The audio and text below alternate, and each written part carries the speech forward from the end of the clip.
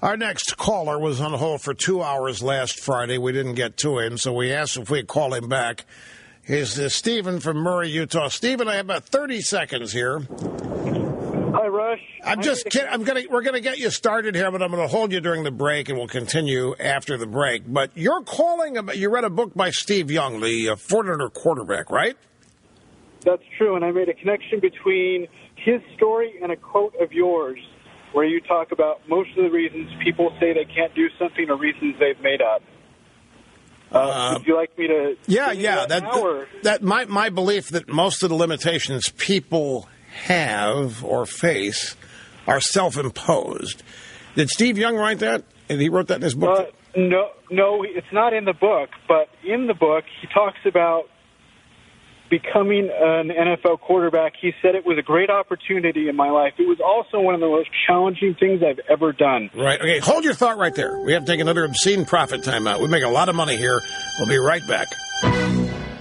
And we'll get back here to Stephen in Murray, Utah, in just a brief moment. President Trump now speaking in South Carolina. Anyway, here's Stephen in Murray, Utah. So you're reading Steve Young's book, and the challenges he faced coming up reminded him of the quote you heard me say about...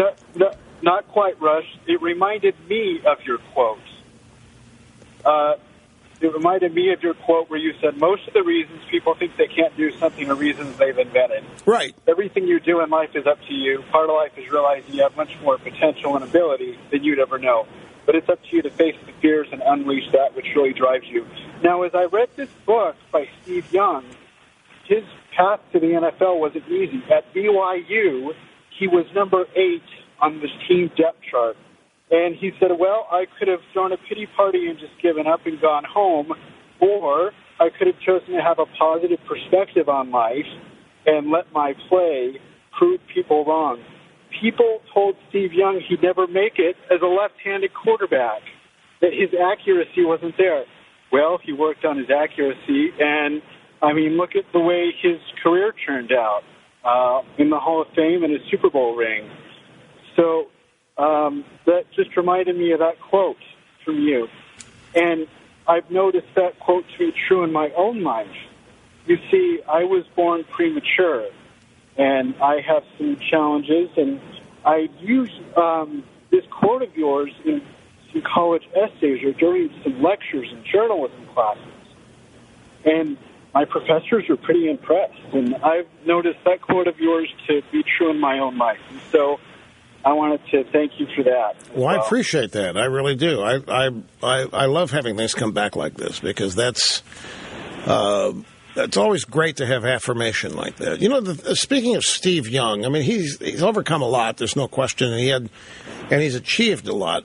But I think one of the things, he probably would admit this if he were here. And I think people in the sports media, people who follow NFL, are pretty much aware of this.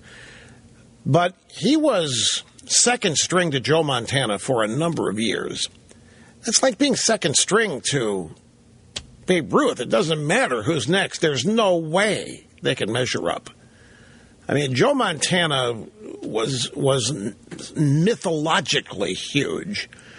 In fact, Joe Montana, that was one name. I mean, Joe Montana was such a big deal in San Francisco. It wasn't Joe Montana. It was Joe Montana.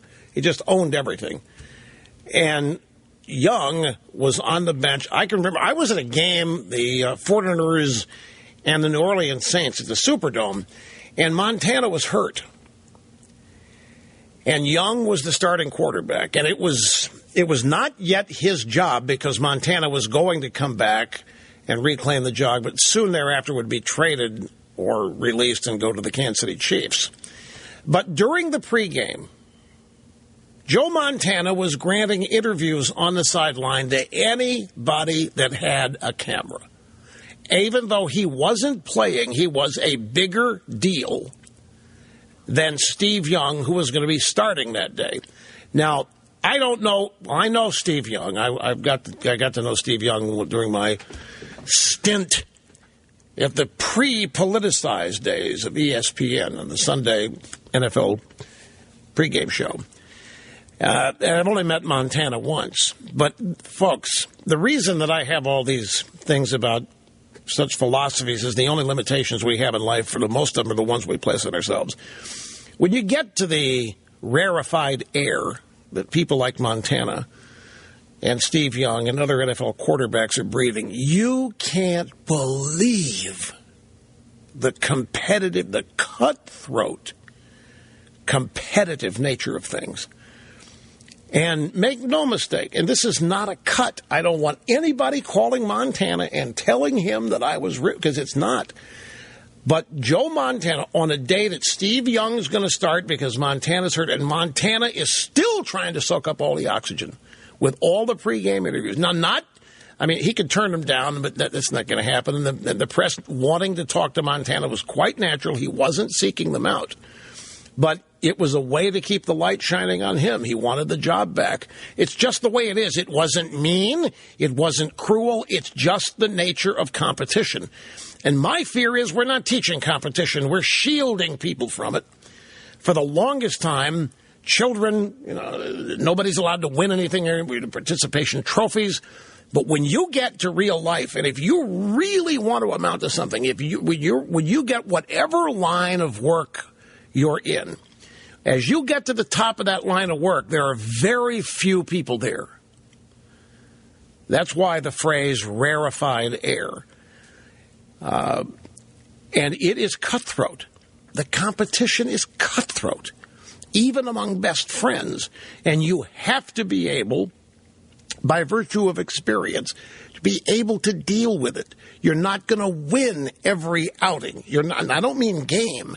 You're not going to beat everybody out for the top job. And sometimes you're going to be the best, but you're not going to get the gig because there are other factors. People making a decision might like somebody more than they like you. It's vicious. And you have to be totally singularly focused on yourself. Not in a bad way. You have to believe in yourself. You have to believe there's a reason you're trying to pursue the highest levels you can go. That's because you can do it, and you can do it well, and you can do it better than anybody else. The minute you carve out that life for yourself, you are making enemies.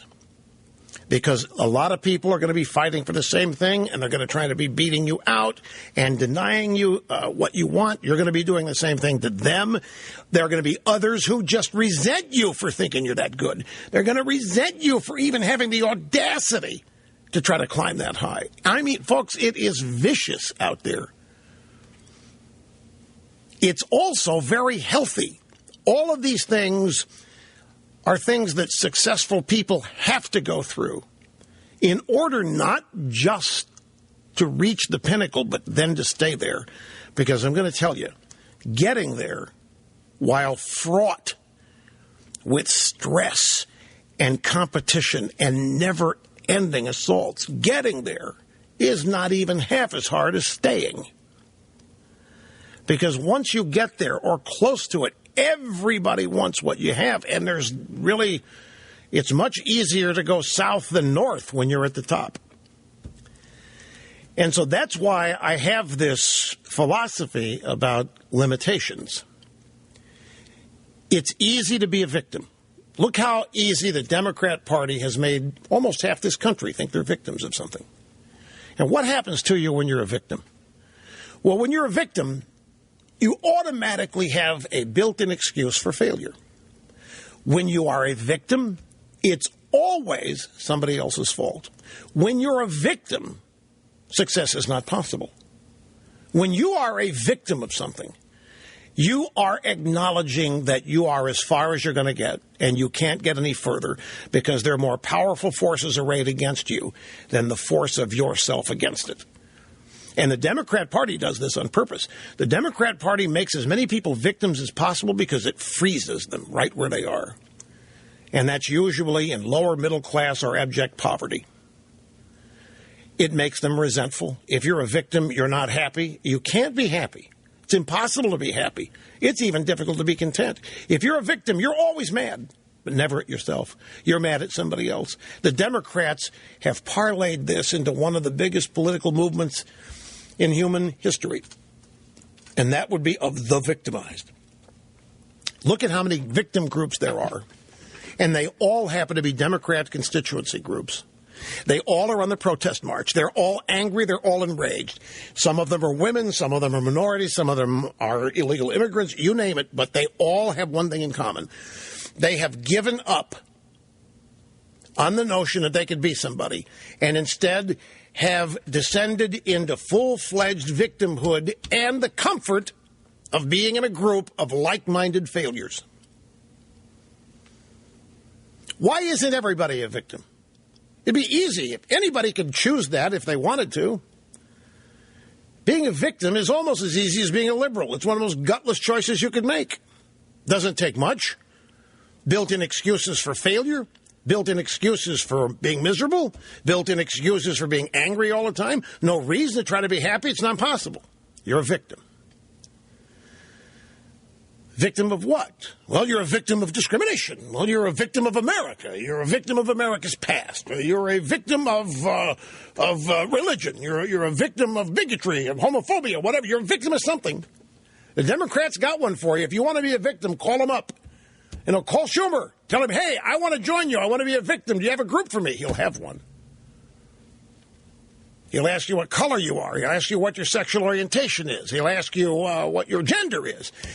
He'll ask you any number of questions, and he'll give you your choice of victim groups that you can join.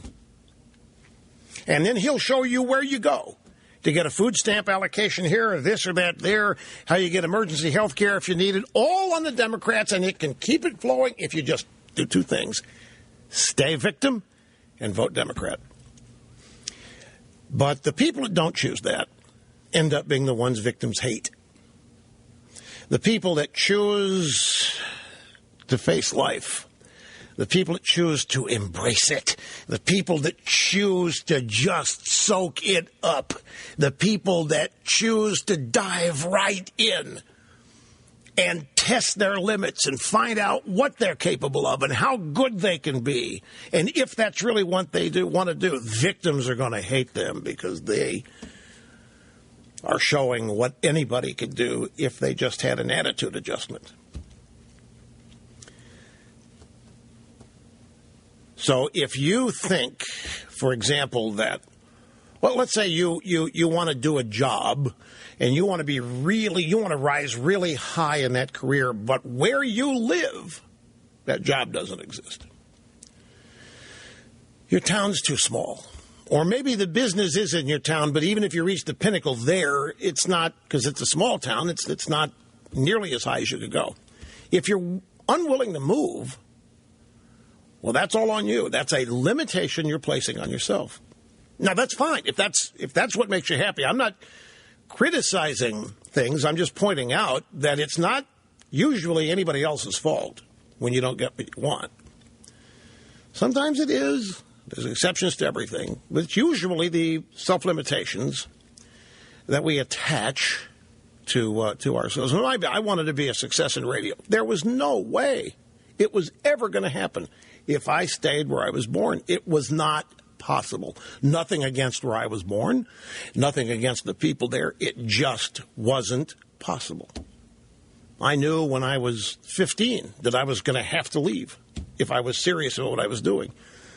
And back then, I knew that every climb, every rung up the ladder was going to involve another move. And it did. And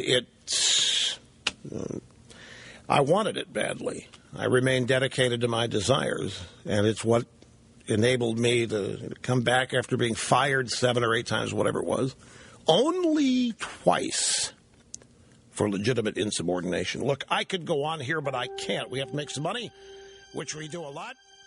Be right back.